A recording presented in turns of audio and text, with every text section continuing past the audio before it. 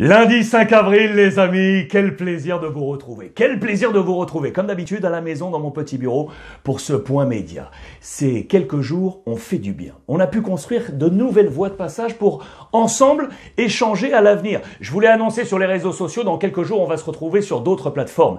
Également sur YouTube, mais également sur Twitch. Et là, sur Twitch, je vais avoir besoin de vous, les amis, parce que je suis un petit nouveau. Ceux qui connaissent bien la plateforme, je vais compter sur vous. Je vous demanderai quelques questions. En attendant la revue de presse, avec bien évidemment la semaine Ligue des Champions, les copains de NetBet qu'on va retrouver pour tenter de trouver les meilleures cotes. Mais en attendant, je voulais porter votre regard sur une nouvelle affaire de racisme qui a sombré la Liga espagnole. Mouktar Diakabi, l'ancien du championnat de France de Ligue 1, défenseur central de Valence, sur la pelouse de Cadiz. Tu n'es pas seul, Mouktar. À la une de Marca, il aurait été sujet et victime de propos racistes par l'un de ses adversaires. Il a décidé de quitter la pelouse. Ses coéquipiers l'ont accompagné. Mais attention, Valence aurait pu être sanctionné. Du coup, Mouktar Diakabi a demandé à ses copains de revenir sur la pelouse des fêtes de Valence. Mais on s'en fiche complètement. Le problème, c'est bien évidemment un stop au racisme à lancer. Eliakim Mangala, entre autres, a porté un message très positif sur les réseaux sociaux. C'est une affaire bien sombre pour la Liga espagnole. La Liga, les amis, si on revient aux sportifs,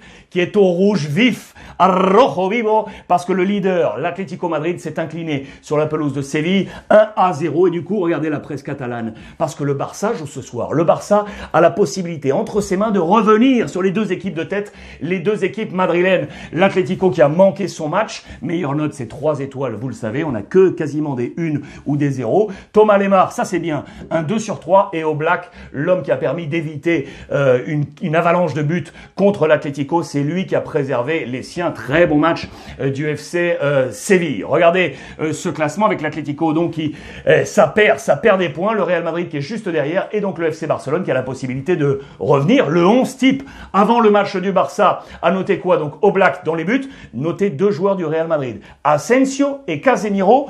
On va y revenir. En attendant, les Catalans ont donc la possibilité entre leurs mains, en sus manos, de revenir. Quel est le plan de Ronald Koeman pour ce match ce soir face à Valladolid? Le voici, il est probable, je vous le rappelle. Ter Stegen dans les buts, défense à 3, l'anglais Araujo, Mingueza, les deux latéraux Alba et Dest, Pedri, De Jong, Busquets, Messi et Ousmane Dembélé face à la formation du président Monsieur Ronaldo. Une parenthèse avec la Ligue 1, vous allez comprendre pourquoi. Vous le savez, très bon match de Lille qui s'est imposé au Parc des Princes face au Paris Saint-Germain, et Lille qui est devant Paris avec 3 points d'avance. Je voulais souligner le très bon travail de Christophe Galtier, le coach de Lille, travail mental également pour remonter les siens dans cette bataille pour le titre. Paris qui va jouer face au Bayern Munich en Ligue des Champions. On verra les cotes dans 24 heures avec NetBet. Le problème majeur pour Pochettino, vous le savez, c'est un problème central, le milieu de terrain. L'absence de Verratti et de Paredes face à Goretzka et à Kimmich. Quelles seront les solutions?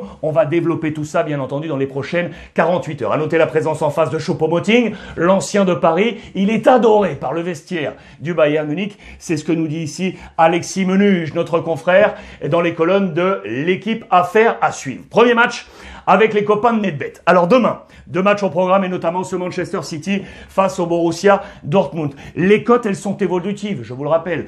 Sur NetBet, vous allez checker ces cotes. À l'heure qu'il est, à l'heure de l'enregistrement de cette pastille, on est ici à 1,36 pour la victoire de City. Le nul, les amis, il est à 5,10, et la victoire du Borussia, elle est à 7,50. 7,50 pour la victoire du Borussia. Évolutive, je vous le rappelle. Quelques points d'information.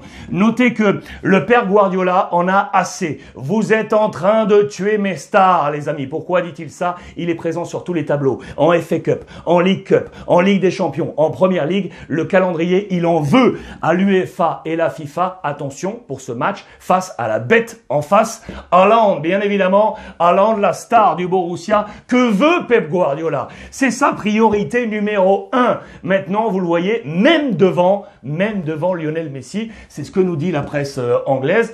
Quel sera l'avenir de Haaland? Vous le savez que toutes les grandes équipes européennes le veulent absolument. Son père, avec son agent Mino Raiola, ont fait le tour de l'Europe, et notamment ici en Espagne, Marca et Mundo Deportivo, parce que le Barça et le Real Madrid veulent également la perle Haaland. Où va-t-il finir? S'il file en Première Ligue, il pourrait tout simplement devenir, regardez, le joueur le plus payé de la Première Ligue, devant des Gea de Manchester United ou encore Pierre-Emerick Aubameyang de Arsenal. Quelle sera la destinée de Haaland? Haaland, c'est la toile de fond, bien évidemment, de ce match face à Manchester City. Haaland qui veut retrouver un club qui joue tous les ans la Ligue des Champions, parce que actuellement, avec le Borussia, regardez, il n'est pas dans la zone Ligue des Champions. Défaite le week-end dernier face à l'Eintracht Francfort. On est à distance. Haaland veut jouer la Ligue des Champions. Les codes de l'autre match. Real Madrid face à Liverpool demain.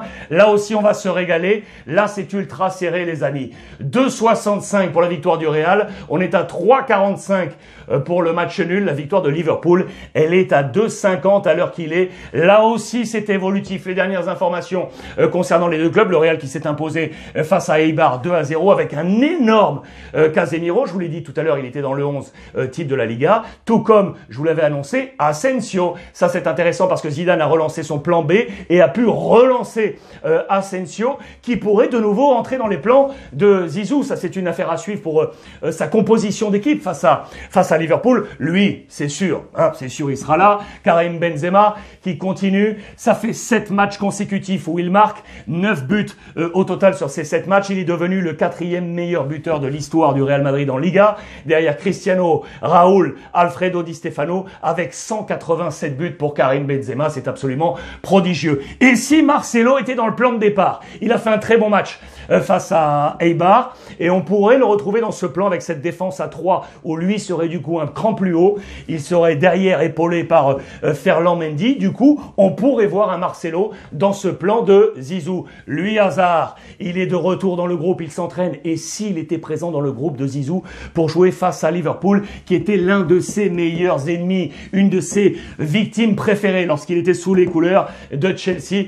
Ça aussi, c'est une interrogation à suivre. Petite parenthèse d'ailleurs du côté de Chelsea qui s'est fait exploser le week-end dernier après 14 matchs sans défaite pour Thomas Tuchel, explosé face à West Bromwich Albion. Quelques tensions dans le vestiaire et notamment entre Rudiger et Kepa. Ça, c'est une affaire à suivre du côté de Chelsea. On revient à la Ligue des Champions avec du côté de Liverpool. Je voulais juste vous montrer ça, c'est que Jürgen Klopp qui est ici a lancé une petite pique à Southgate, le sélectionneur anglais, avec au cœur de cette dispute Alexander Arnold. Pourquoi? Parce que Southgate ne l'a pas sélectionné en équipe anglaise, pardon. Il lui a préféré Walker de Manchester City, Trippier de l'Atlético ou encore James de Chelsea. Alexander Arnold, l'ami Klopp estime qu'il est le meilleur latéral droit de la planète et il a demandé à Southgate, prends-le, j'ai besoin de sa confiance et j'ai besoin qu'il soit à son meilleur niveau du côté de Liverpool. Merci à vous tous pour m'avoir envoyé vos petits messages là sur Twitter concernant les cotes NetBet. Je pense à Cholusman, je pense à Thibaut, je pense à Sly, je pense à Abdou. Des messages très nombreux. Qui va s'imposer? On va affiner ça demain avec les plans probables sur les cotes NetBet. On va terminer tranquillement cette revue de presse, les amis, parce que je voulais vous éclairer sur un homme que j'adore. Pour moi, c'est ce qu'on appelle un crack en Espagne. Est-ce que vous le reconnaissez? Si je vous dis qu'il a 45 ans, qu'il est l'homme de Liverpool et qu'il est l'homme du Real Madrid. Idéal pour ces matchs de Ligue des Champions. Regardez qui est là, je vous le montre. C'est monsieur Fernando Morientes, porteur bien évidemment des couleurs du Real Madrid avec lesquelles il a gagné la Ligue des Champions, mais également avec Liverpool. 45 ans aujourd'hui, Nando Morientes, le grand numéro 10 de l'équipe d'Espagne qui a également porté les couleurs de l'Olympique de Marseille ou encore de l'AS Monaco. Nando, eres un crack. Y feliz cumpleaños. Les amis, merci à vous tous de nous avoir accompagnés pour cette reprise. On échange avec le hashtag Ruiz Club comme d'habitude. Et je vous l'annonce, dans quelques jours, YouTube et Twitch. Et je compte sur vous. En attendant, comme d'habitude, profitez des vôtres.